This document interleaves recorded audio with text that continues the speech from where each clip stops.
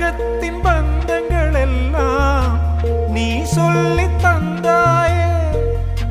பிறப்புக்கும் இறப்புக்கும் இடையில் வழி நடத்தி சென்றாயே.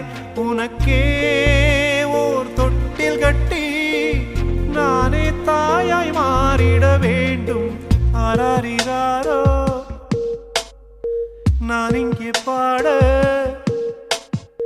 தாயே நீ கண்ணுறங்கு, என்னோட மடி சாய்ந்து